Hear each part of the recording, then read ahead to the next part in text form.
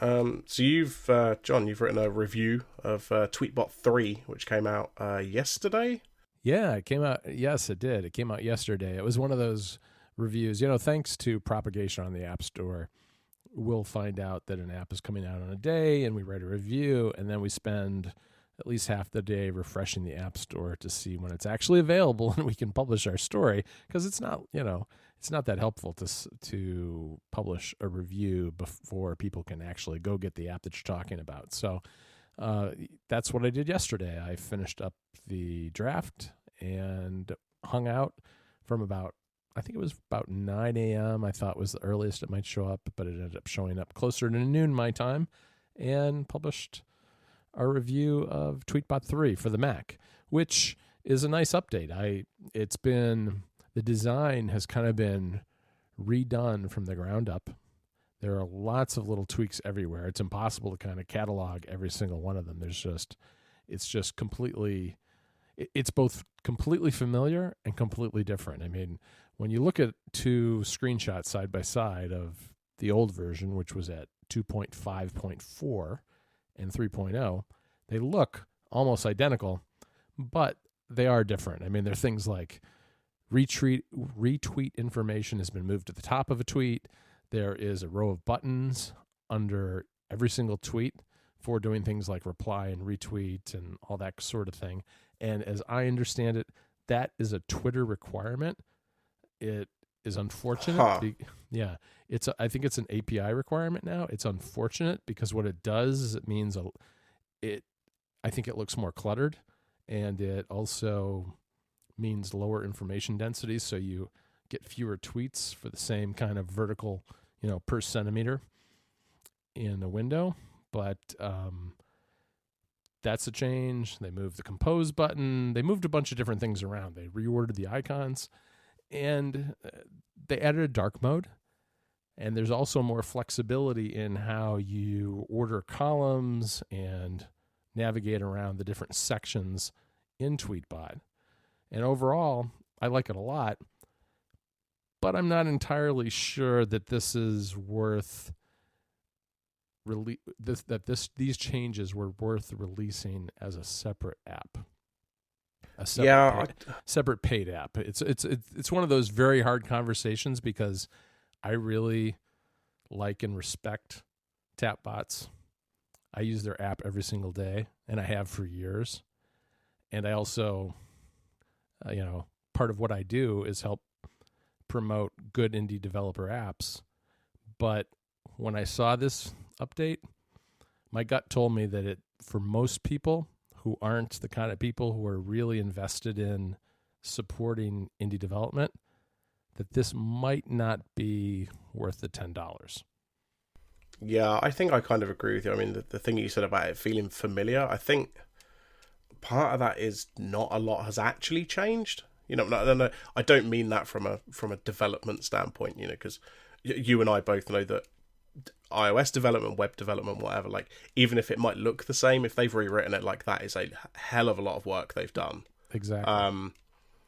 And, as you say, me and you have bought it because supporting developers, it's a new version, whatever. It doesn't really bother us too much. But I think you're right. I think they might struggle, certainly at the beginning, to get people to upgrade because there isn't a huge amount of new user-facing features. It's more of it's more just a UI refresh, certainly from a user's perspective.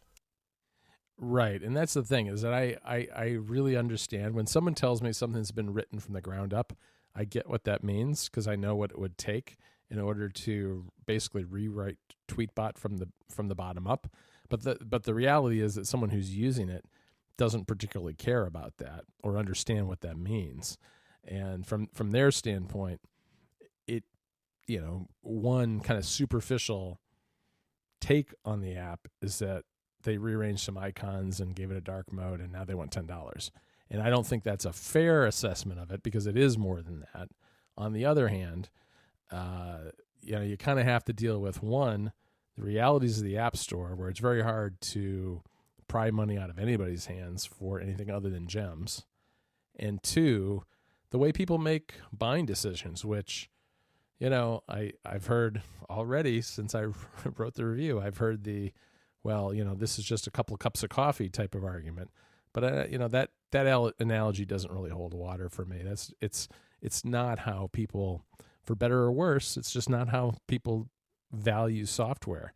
And if you're a developer, you have to get that. Now, as I said, I don't really have any complaints about the update. I like it, and I bought it myself. But it is, it's a hard one, I think, to ask for new money for. And now, today, just before you and I started recording this, we find out that Twitter has put a new date on the sunsetting of the APIs for streaming certain things, which is going to be mid-August. I didn't see this. All right. Well, let me tell you about this. Oh, no, really? Yeah, so originally, Twitter was going to sunset some legacy APIs on June 19th. And these are APIs that allow things like real-time streaming of your Twitter stream and notifications, almost near instantaneous notifications of things like likes, mentions, direct messages, that sort of thing. That is going away mid-August now. And oh dear. Yeah, it's going away mid-August. And pricing has been announced for the new APIs. And the new APIs are tiered based on the number of users that are attached to a service like Tweetbot.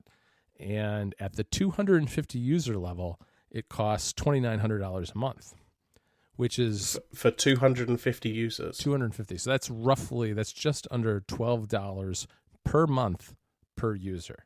Okay. Wow. So you can see where I'm going with this. Probably this is not good for third-party Twitter clients. Now there is a tier above that, which is call us and we'll talk, which is the category that Twitterific, Tweetbot, and other third-party apps would be in. But given that the tier right below that is at $2,900 a month, it's hard to imagine that price is going to be somewhere that's reasonable for indie developers. Now, you're going to see a lot of doom and gloom on Twitter about this, that this is the end of third-party Twitter apps. I'm not sure it is. I mean, the reality is there are certain things that are going to go away, but most of it just means it's going to be delayed. So instead of getting your DMs almost instantaneous, it's going to take 1 or 2 minutes. And instead of being able to stream your timeline, you'll have to refresh your timeline. So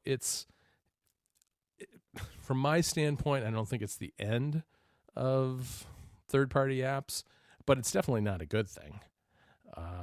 Yeah, I mean, what this is doing, and obviously this is what Twitter wants. They don't want people using third-party clients, but rather than just cutting them off, which I think is kind of difficult. If you have an API, it's kind of hard to just cut off all third-party clients because people use it for other stuff. But essentially what it's doing is putting the advantage back in Twitter's official apps. If you're going to want instant push notifications, you say for direct messages especially, which is, a messaging section of Twitter, you're going to have to use the official app for that. Right. And so I'm going to read what Paul Haddad, who is from Tapbot, said yesterday to TechCrunch. He said, on the Mac, the worst case scenario is that we won't be able to show notifications for likes and retweets at all. Okay. The at all is mine. Notifications for tweets, mentions, quotes, DMs, and follows will be delayed 1 to 2 minutes. And then it goes on to say that he also said that that tweets won't stream as they get posted. Instead, there'll be 1 to 2 minute delays for those as well. So that's where, as I said, you have to refresh it manually, and it might be a slight delay. I don't know. I personally, in my use of Twitter, I found myself cutting off things like notifications more and more often as I use the service, so I don't really particularly care. DMs, I kind of wish I had instant notifications of those, because DMs I use to some degree almost as text messaging, but there are lots of alternatives, whether it's actual text messaging, iMessages, Telegram, WhatsApp, whatever it is. There's lots of ways to get in touch with people almost instantly. So I'm not too upset about the changes, but we'll have to see where this goes because I mean, if anything, I think long term, this is a bad sign, yet another bad sign in a string of bad signs that goes way back, like the last 5 years of Twitter slowly choking off their third-party APIs. Oh, yeah. You know, that someday it may come to a point where it's just not the service that any of us want to use anymore. Yeah, I mean, like you, I don't want to be all doom and gloom about it. It's annoying because I like using Twitter. But do you know what? I don't pay for it. Not with money. If it gets worse, so be it. If it gets too bad, people will move somewhere else. I don't know what that looks like. It's obviously not going to be app.net, but people will find other places, or a new service will come along. Maybe it won't be quite the same because there won't be as many people there, or we'll just all get over it and just use the official app. Yeah, I think that's right. I mean, we'll have to see how it all plays out. I think it's dangerous to kind of say everything's okay, but it's equally dangerous to say it's all doom and gloom because it's somewhere in the middle. And I think it's unfortunate. I don't really agree with Twitter's stance on this, but it is what it is. And this is what happens when you have apps built on somebody else's service. They can do what they want, and as users, we'll just have to adapt one way or the other. Yeah, absolutely. No, yeah, I'm not overly bothered. It'll be annoying, but I'll live with it. So I've been the bearer of a lot of good news so far. What else do you want to talk about, Rob? I mean, I'm sure surely there's something more interesting we can talk about. Wow, I want to talk about the fact that you were on another podcast. That is not your regular podcast. You snuck onto Connected. I was cheating on you a little bit there, Rob. Yeah, I was on Connected, which was super fun. I mean, it was, you and I are both friends with all these guys, and it was very last minute. I didn't have a ton of time to prepare, but it was kind of fun to be on Connected. What do you want to know about it? Well, I don't know. I mean, I listened to it. I thought it was good. You did well. You're a good replacement for Federico for the week. I think Connected, though, is a good show. I mean, obviously, they don't have guests all the time. But every now and again, it's kind of fine for them to have a guest because of the kind of show that it is. It's a little bit of everything. What did you talk about? You did there was a mention of the gun emoji, and you did a little bit about earnings and stuff like that. Like it was, it was good. I just thought we should mention it. Yeah. I mean, to give you an idea of just behind the scenes how that all comes together, especially so we did it live because I was in Austin with Steven and Mike, and Steven and I were sharing a hotel room for the 5 or 6 days we were there. And it was one of those suites hotels that had a bedroom and then like a little living area. And just off the little kitchenette area was what was a little bit like could be used either as a kitchen table or as a desk. And we used it as a podcast studio. And Steven had all of his equipment with 3 microphones on stands with all the XLR cables going into a Zoom H6 interface that then went into his MacBook Pro. I had my MacBook Pro, and Mike had his iPad Pro, and so it was a little crowded around this tiny table to do it. I didn't have a lot of advance notice that those guys wanted me to be on the show, and I was happy to help out. It was it's a very slow Apple News season right now, and I was a little concerned that we wouldn't have a lot to talk about, but fortunately, we did have the earnings to talk about, which had just come out. I think it was the day before we recorded, and I had time to look at the press releases and things on that. And then we also talked a little bit about marzipan because there was a story that Gruber had linked to or I think John Gruber had said that he had heard that it was kind of a declarative type of programming language that they were working on, so that instead of having to program all the details of things like UI interface things, you could just declare them sort of like HTML. And part of my job was to explain that, which, as I'm not doing a very good job here, it was a little hard because it's one of those things where it could mean a whole lot of different things.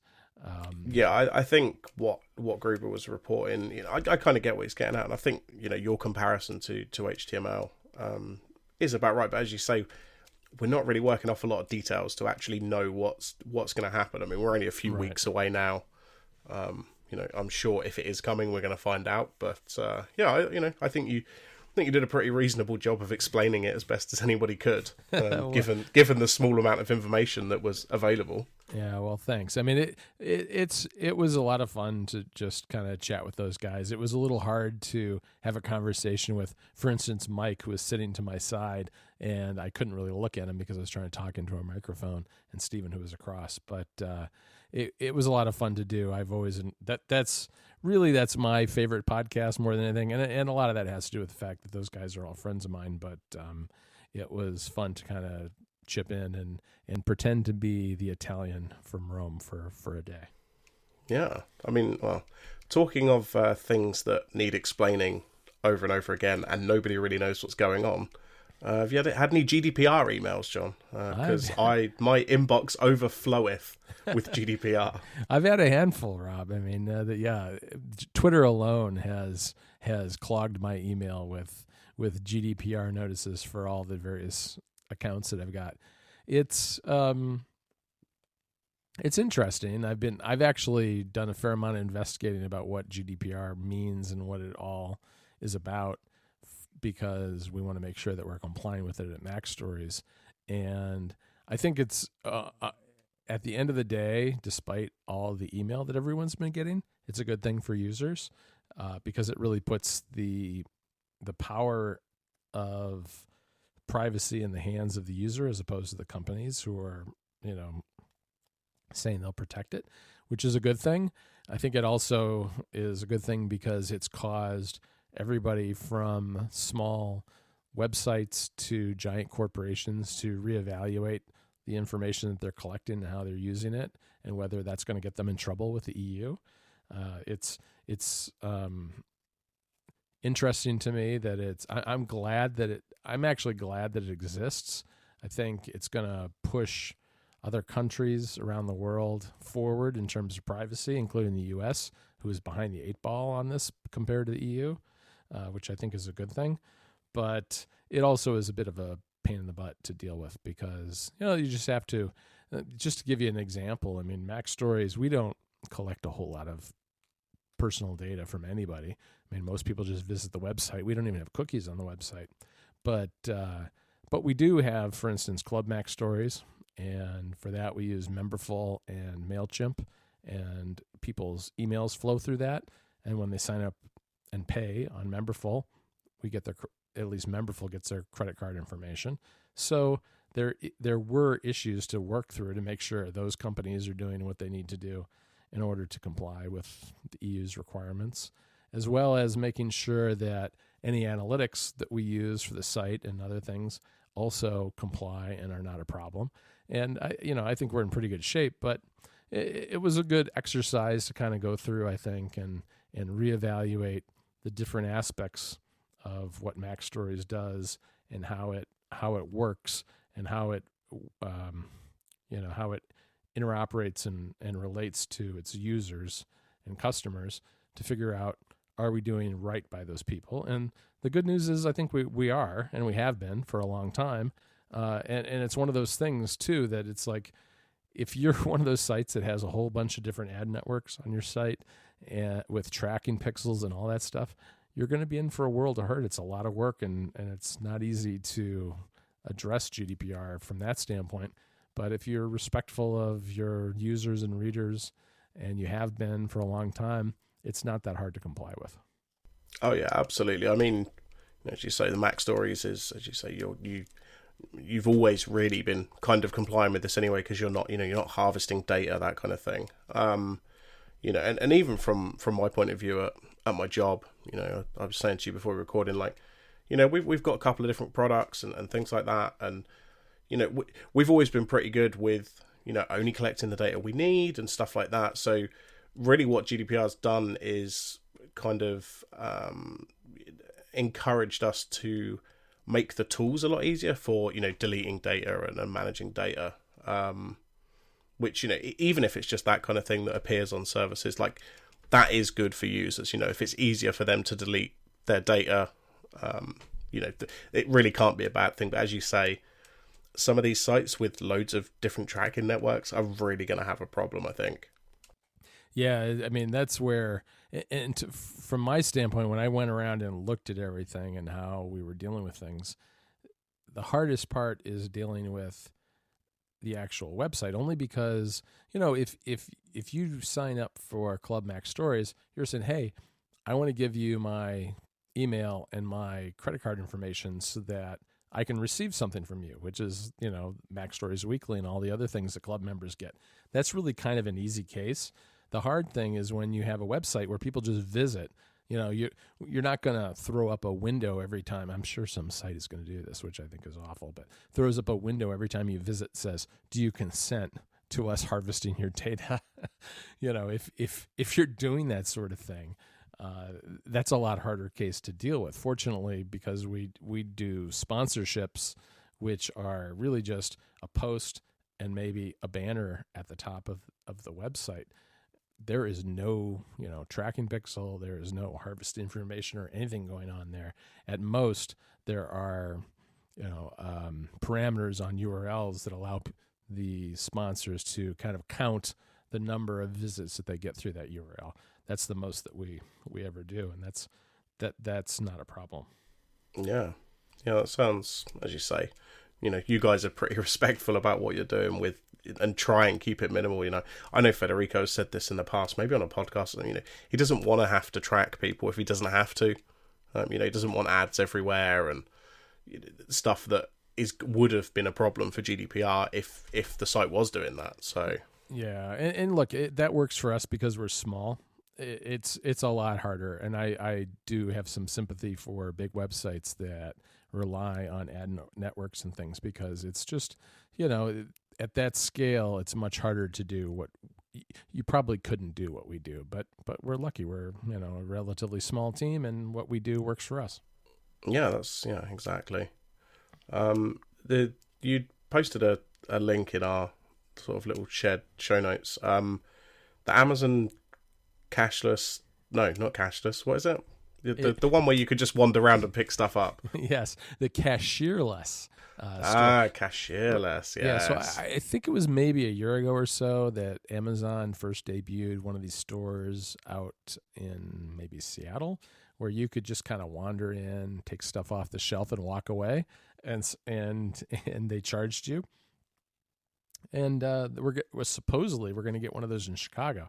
Now, I'm not downtown Chicago very often anymore, maybe once a month, but I don't know. I just thought I'd mention it because it seems like it must be successful enough that they're willing to try it out in other cities. And I'm curious. I mean, I'd like to try it. I'm going to keep an eye on it and hopefully, give it a try some point and report back.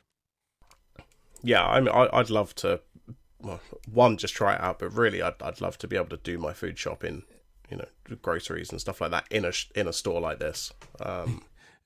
Anytime you can reduce human interaction, it's a good thing, right? That's the dream. Or at least that's what Google was thinking when they introduced Duplex.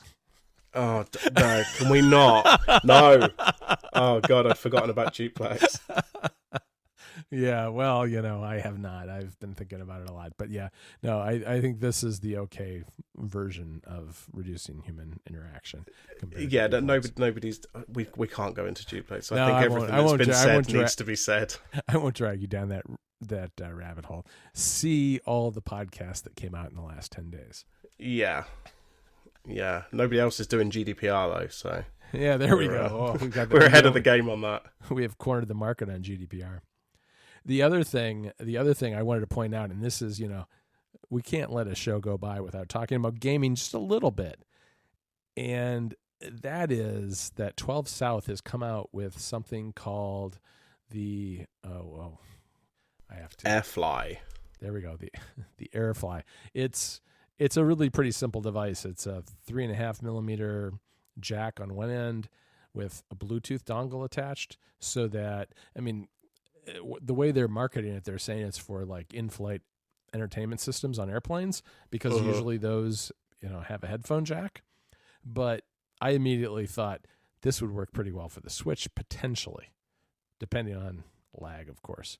But the idea is you plug this into the headphone jack, and then you use your AirPods and you connect to the AirFly, and you've effectively created a wireless Bluetooth connection where one wouldn't otherwise be possible.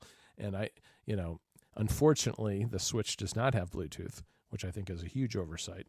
But with this, you could, listen to your game while you're playing it. And you might even be able to do like one of those splitter things, 3.5 millimeter splitter things, and do like a local multiplayer with two AirFlies, where two people are listening and playing Mario Kart or something at the same time, which would be pretty cool. I just don't know how bad the delay might be on the audio, because this is just regular old Bluetooth, not kind of the special Apple layer on top of Bluetooth. Yeah, I mean, I think even if we weren't talking about AirPods, if we were just talking about any other, like, I've got some Jaybirds in the house, right? Bluetooth like that, like, unless the systems are kind of designed to match up the lag, like, obviously on the PS4 you can plug headphones into the controller, and obviously that is I think it uses Bluetooth, but of course they're accounting for that kind of lag. I feel like in this situation, the lag probably isn't going to be great. It's probably okay for the market they're kind of advertising for, which is on a plane. Annoyingly, I can't buy these in the UK yet. So really? Even if I wanted it, no. This always happens with, it is 12 South, isn't it, that make these? Yes. Yeah, 12 South's products take like a year, maybe a year and a half to show up on Amazon UK. Oh, wow, I didn't know that. I don't know, I don't know whether that's their end or manufacturing, or they just don't bother with the UK. So, even if I wanted one of these, it's going to be a while before I'm going to buy them. Yeah, I mean, it's a $40 dongle, yet another dongle to add to your Dongle Town collection. And I think for a lot of games on the Switch, it might be okay. I mean, just kind of casual games. Yeah, I can see where if there are games that really depended on sound, where it could be annoying or difficult. But I'd like to try it. Yeah, I mean, it definitely. I'd be interested to see if this is a solution to that. Because I'd quite happily keep one of these, just in my Switch case. Because right now I think I've just chucked a couple of pairs of earpods that I've had lying around, the old ones, not the ones with Lightning, obviously. I've just chucked those in my Switch case, and then whenever I'm traveling, I'll just use those. Yeah. But it would be nice to maybe just chuck one of these in there, and I could then just continue to use my AirPods instead. Did you see that Nintendo's doing a charging stand it's kind of like a kickstand for the Switch, which arguably solves kind of the kickstand issue, because it puts it at a nice angle and you're charging at the same time? Yeah, I did see that. I haven't really had a need to. I mean, I haven't even used the massive portable battery that I bought yet. So I probably won't pick this up. But yeah, it's nice to see Nintendo actually building a few more of these products. Yeah, I mean, I think that's a good travel thing to have. Unfortunately, at least on the U.S. Amazon store, it's not showing up until mid-July, so it's going to be a little while before that. I did get a chance to play local multiplayer of Mario Kart and Super Bomberman while I was in Austin, and I basically embarrassed myself because I don't play enough video games regularly enough to be any good at anything. Yeah, Bomberman specifically is very hard if you don't know what you're doing. I basically had played Bomberman, I think, for a total of 15 minutes before I played with a group, and that's not good. Yeah, definitely not. It looked like a lot of fun though. I think I saw a photo of it somewhere. Yeah, it was a good time, but I was there to kind of weigh down the bottom half of the bell curve. Yeah. Oh well, at least you had fun. That's the important thing. Exactly. I think that's probably it for this episode. I guess next episode maybe we'll jump into some WWDC and E3 stuff. Yeah, we should. They're both coming up. I think E3 is the week after WWDC, so we can jump into a few of the rumours, and knowing us, it'll probably be more games because who knows what's going on at WWDC this year. Exactly. Cool. Well, show notes will be at ruminatepodcast.com/ No, I still don't know what number we're at. Yeah, who knows? It's around 60-something, right? There we go. I'm typing it now. 64/64. Right. There we go. Cool. We'll be back in a couple of weeks. All right. Talk to you later, Rob.